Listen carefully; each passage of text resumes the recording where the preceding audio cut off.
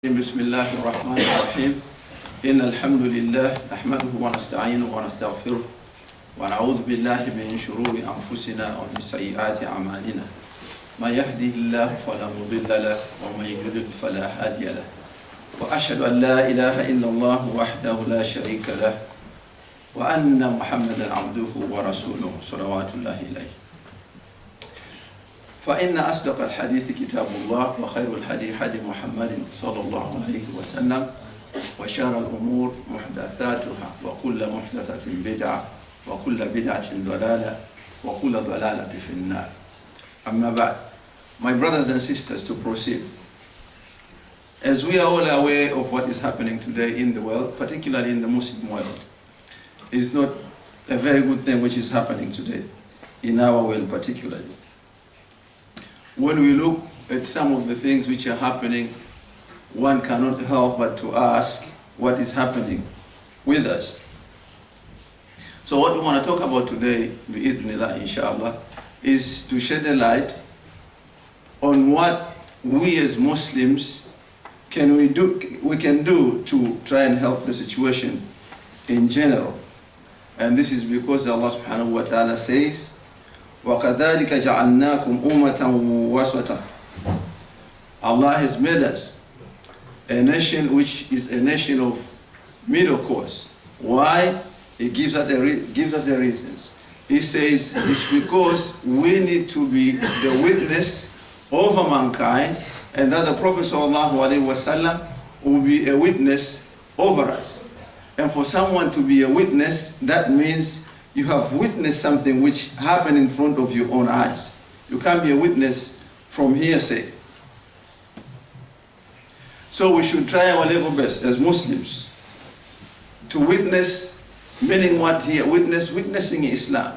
We lived our lives in accordance to the deen of Allah subhanahu wa ta'ala, and the kuffar, they saw it, but they chose not to follow it. That way will be the witnesses on that particular day, my brothers and sisters. We cannot get away with it just by affirming that we are Muslims and that we have accepted Allah subhanahu wa ta'ala to be our master and that Islam is our way of life.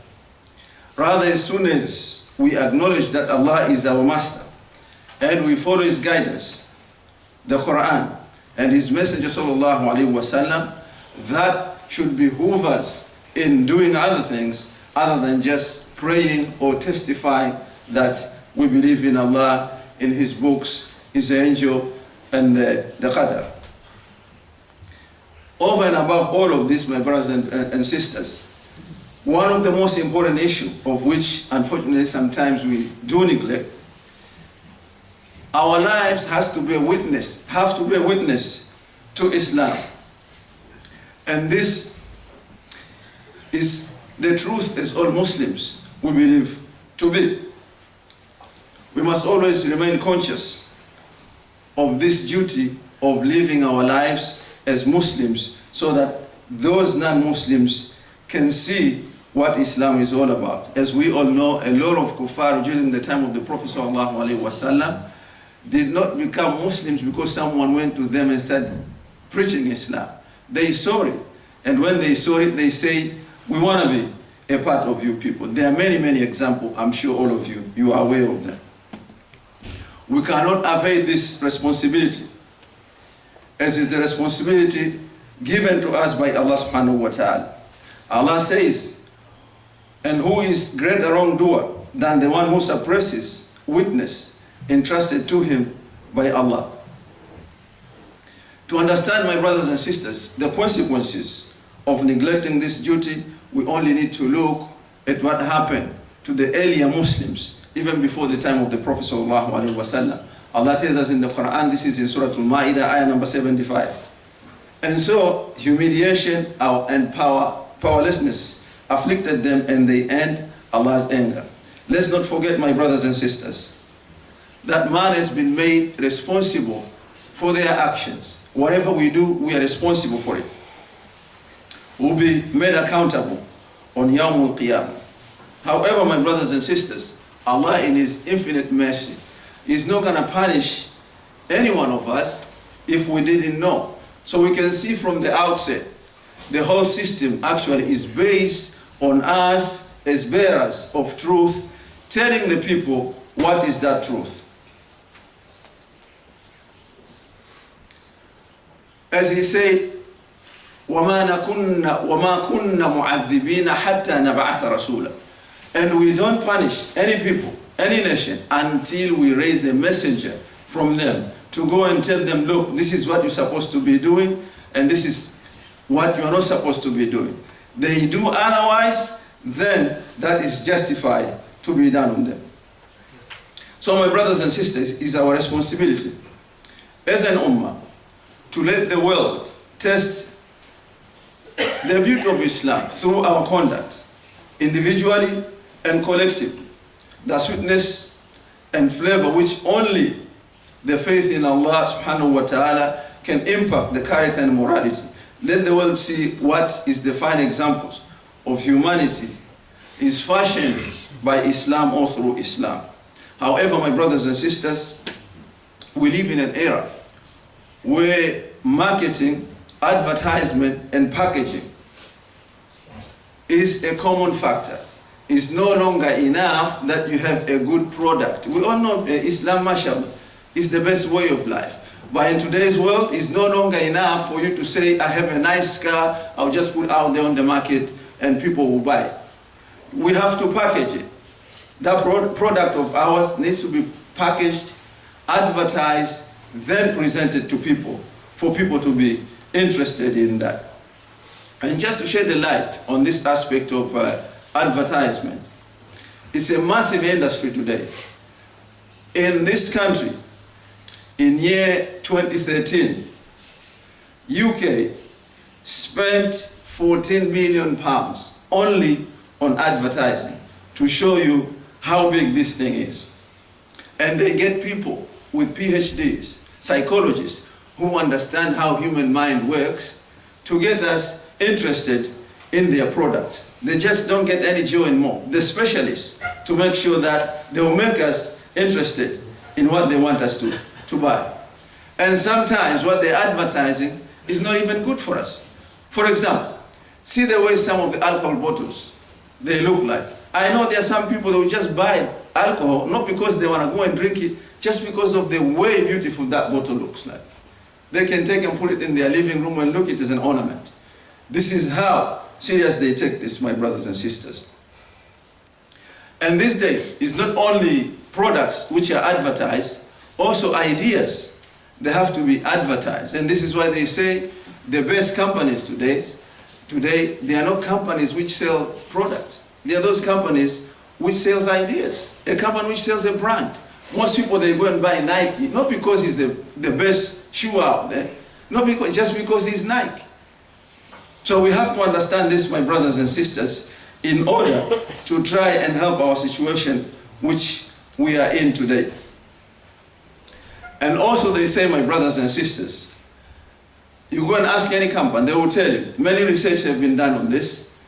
If you have one happy customer walking out of your shop or your business, that particular individual will go and tell 6 more people. But if you have one unhappy customer leaving your shop, will go and tell 250 people. So we can see the consequences of bad advertisement. It's not good for our business, my brothers and sisters.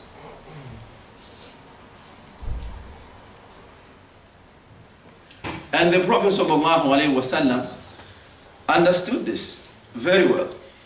The power of advertisement, the power of packaging, the power of those unhappy customers. He understood it very, very well. The Prophet ﷺ, there are many, many examples we can take, but just as an example, in Surah Al-Munafiqun, Allah subhanahu wa ta'ala tells us a story which happened during the time of the Prophet ﷺ. They were coming from one of the battles. A guy by the name of Ibn Salul, he made a statement. This is in Surah Al-Munafiqun, ayah number 8. A terrible statement. He said, as soon as we get back to the city, to Medina, those who are of higher status, they're gonna kick out those who are debased. referring to himself as someone who is honored, and the Prophet ﷺ and his companions as the lowest. His own son, the son of Ibn Salul, heard what his father said. He stood out in the outskirts of the city. He told his dad, you know what, father, you're not going to get in the city. So I'm your dad. He said, no, I really don't care. You're not going to come in here unless the Prophet ﷺ gives you the permission. So he went to see the Prophet ﷺ. He told him the story. The Prophet listened to him. And the son told the Prophet, if you think something has to happen to him, meaning that he deserves to be killed, I want to be responsible for that. The Prophet ﷺ looked at him and said, do you want people to start saying, look, he claims to be a prophet and he's killing his own Sahaba? He claims to be the prophet, saying we shouldn't kill, while he himself is killing the people around him. My brothers and sisters, what do we want people to say about us as Muslims today? This has to do with a lot of what we ourselves are doing to those particular individuals. Here the Prophet ﷺ is talking about the implications, ramifications of people having the wrong perception of Islam, erroneous understanding of this deen. As we alluded earlier, my brothers and sisters, if we look around us today, what is happening in the world, you cannot help but to say, do we really understand what Islam is all about? Do we really know what was the teachings of the Prophet Muhammad sallallahu alaihi wasallam? People, they do things which are un-Islamic, and actually they try to use the Quran and Sunnah to justify their wrongdoings. Yes, my brothers and sisters, I do know, and I'm well aware, I'm tuned of what is happening in the world today. Muslims, they are going through a lot of afflictions, a lot of terrible punishment. And it has to do, a lot of it, with the West. We agree on that one. But the issue is, how do we go about in addressing that injustice? How do we go about in addressing that injustice? Allah subhanahu wa ta'ala says, O believers, be ever steadfast in standing up for the sake of Allah, bearing witness to justice. This is what Allah subhanahu wa ta'ala tells us to do. And Islam, my brothers and sisters, is a deen of haqq. One of the names of Allah subhanahu wa ta'ala is al-haqq. So haqq has to be said. Truth has to be said all the times, regardless of whom it benefits or whom it harms. As long as the truth, it has to be said. Let's look in how the messengers, alayhim salam, addressed the issues which came during their time. For example, Shu'aib alayhi salam, he was sent to the people who were very oppressive, not fair in their business dealings. They cheated the weak. They took advantage of the weak. They exploited the weak. Shu'aib came alayhi salam. He addressed the issue without shying away from telling it as it was. However, he had principles behind. He said, I do not want to be responsible of what I'm telling you not to do while I myself am doing it. I'm not going to be telling you don't do it while I myself am doing that particular thing. What do you need? What do you want? And he said, I only seek the betterment of the people around me.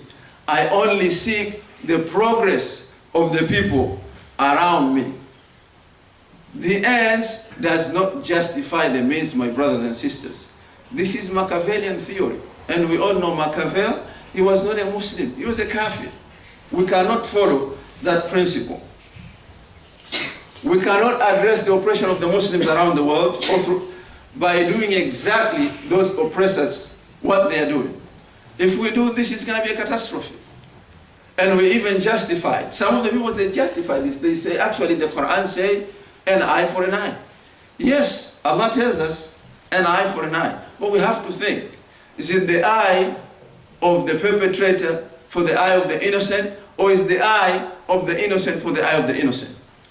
If we do this, the whole world will go blind, my brothers and sisters, and nothing will be achieved.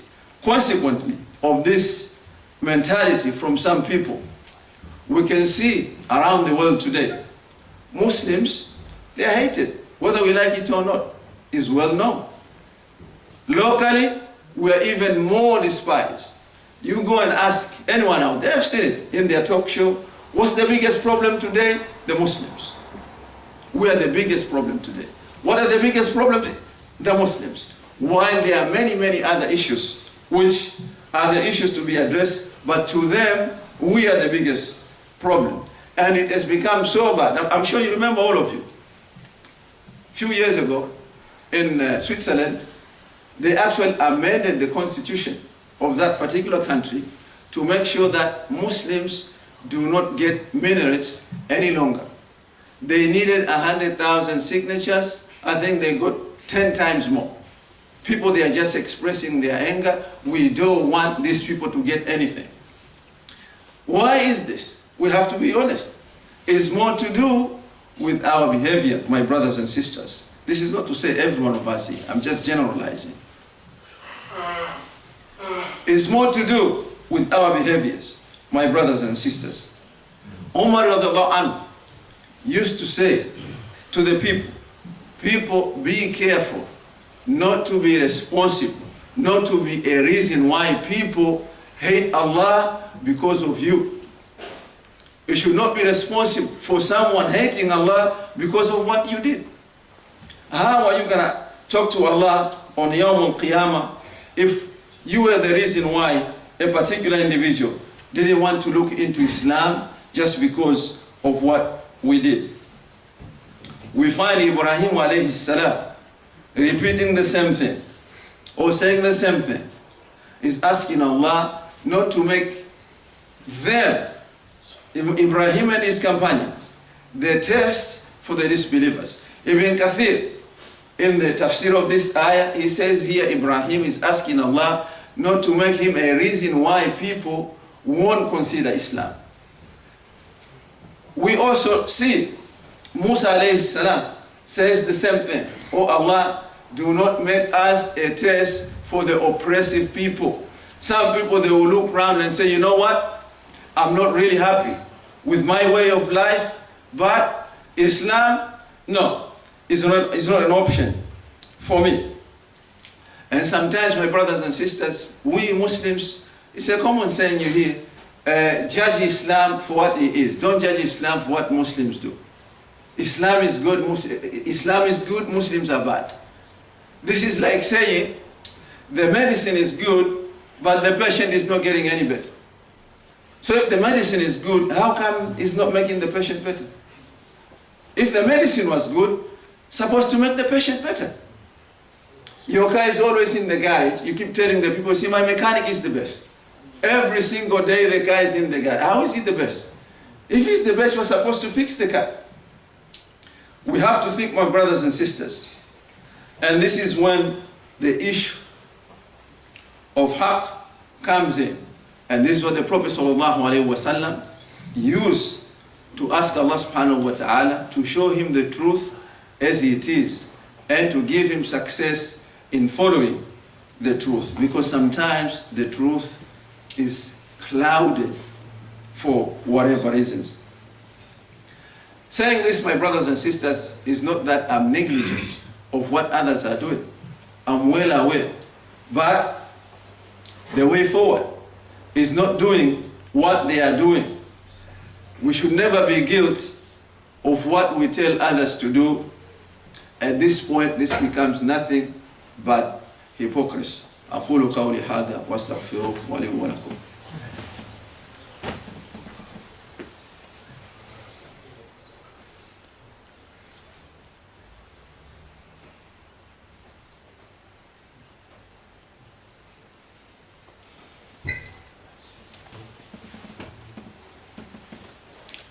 Alhamdulillah wa kafa wa salatu wa salamu ala rasulillah Mustafa. Amma ba'd. My brothers and sisters, just to give an example of how important our character can transform the world we live in. Our character can be used as a means of advertising this deen of ours. They did a global study. They went around the world asking the people, what animal or insect do you hate the most? 85% of the people, they replied they didn't like mice and rats. They were very scared of them. Very, very scared of them. Rats and mice. Now I have a very important question to ask my brothers and sisters. If this is the case, we are scared of rats and mice, how come Mickey Mouse is the most famous personality in the world? 85% of the inhabitants of the earth, they say they hated mice and rats. But the most famous personality in the world is Mickey Mouse. You take any child and put that particular child in front of Mickey Mouse, the child will be smiling, really happy, not scared. Why is this? Why is this? It's because someone took Mickey Mouse, packaged Mickey Mouse, advertised Mickey Mouse, and presented to us. Mickey Mouse in the packaging is so beautiful, so innocent, so appealing, to an extent where you can bring any child, whether they understand the English or not, they will be smiling in front of Mickey Mouse. What has changed, as we said, packaging. When brands are misinterpreted, companies go all out to correct that particular brand, because the people, they're saying now, no, don't buy that car is not good. Now, my brothers and sisters, Islam is this beautiful way of life, way of living, but it has to be packaged, advertised, and delivered. Who is responsible for doing this? Every single Muslim in this room and anyone who is out there. It's our responsibility, my brothers and sisters, to make sure that we do this. And wallahi, you do this, you can see the fruit. There are many, many examples I'm sure you have heard of, where people, they just want to be Muslims because of what someone did to them. Yeah, I think this was in Scotland. Young sisters, they were going to university. They have friends. One particular friend, she's Caucasian. She was very interested in those, I think they were Asian sisters. Very interested in them. Later on, she became a Muslim. Then she was telling the story what happened. She said, these sisters, they never said anything to me about Islam. Not a word. We always went out, coffee, whatever. They were treating me the best they could. I, myself personally, I decided wondering, why are you like this? She asked them, why do you behave the way you do? And this tells us we should be doing things with purpose. You be nice, but your purpose or your intent is that you tell them, I'm like this because of Islam. They told her, Islam requires us to do what we have been doing all along. That sister embraced Islam. We know, there was a clip going around about this was in Kenya. She was a maid, this woman, and her master was treating her so nice, whereby herself she realized, actually, if the Muslims they are like this and the Christians they are like that, this must be something. She decided to look into. She embraced Islam. You know, many companies, every year, they have, it's like a tradition, whereby every single year during Christmas time, the company will be giving gifts to the employees. One of the employees, who was a Muslim, was walking around the company, telling everyone, announcing, I'll take anything but not champagne. I'll take anything but not champagne.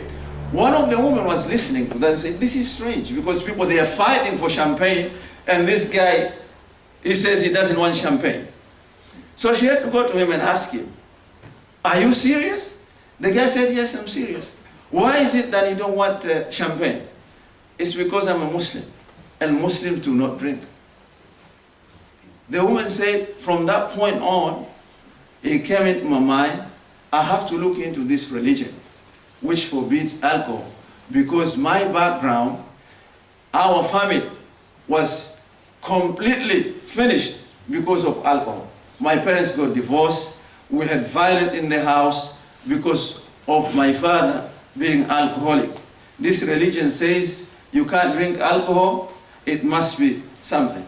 And she looked into it, she embraced Islam. So we can see, my brothers and sisters, how our behavior can package this deen of Allah subhanahu wa ta'ala and make it appealing to the people. And do not forget, this is a responsibility of every single individual who is in this room. Remember, my brothers and sisters, the best da'wah is in your manners, and the best nasiha is in your example. The best da'wah is in your manners. The best nasiha is in your example. I did post one of the clips on our WhatsApp group talking about racism. A guy saying being Muslim and black, his experience is disgusting. This feature is prominent in us Muslims to an extent whereby, my brothers and sisters, people, they leave Islam. Can you imagine on Yawm al-Qiyamah, someone left Islam just because you were racist to that particular individual? Islam came to remove this colonial baggage which they placed in us so that they can control us. That's all it's all about. There is no difference. Race is not backed by any scientific evidence. It's just a theory someone came up with to divide the people. This is why Allah addresses us as well. Ya ayyuhan nas, oh mankind. There is mankind and jinn kind. There is no black and white and yellow and green. No. Ya ayyuhan nas. This is what Allah subhanahu wa ta'ala addresses us. And He also tells us, the best of you, inna akramakum indallahi atqakum. The best of you is the one who is most conscious of Allah. Not the one who is white, green or yellow. It's nothing to do with what Allah is not looking at your beauty. If you consider to be white is beautiful, or if you consider to be black is beautiful. There are many Swahab, my brothers and sisters, who are of African descendants. And unfortunately, this knowledge, I don't know why the people don't talk about this. We only know Bilal. However, there are many. Do you know Osama bin Zaid? He was a black man. Osama bin Zaid, he was a black man. And they actually said he was very ugly. Why? He was so dark, flat nose, thick lips. That sounds like he's describing me. The sisters. Do you know the sister who is referred to every time when we're talking of cleaning the masjid, who died and they buried her without telling the Prophet ﷺ? She was of African descent. Do you know this? Do you know a woman, we read in the hadith, she had a problem with epilepsy. She went to the Prophet ﷺ to ask to be cured. The Prophet said, the choice is yours. I can make dua for you, you'll be cured. Or take it and you're going to go to paradise. This woman was of African descent. She was an African woman. There are many, many, many examples you can give. Our deen, my brothers and sisters, is not based on our blood relation. It's based on our iman. This is what should be identifying us as Muslims, as a community. Consequently, my brothers and sisters, our enemies, they know we have this weakness, and they use it to their advantage. I'm not going to support you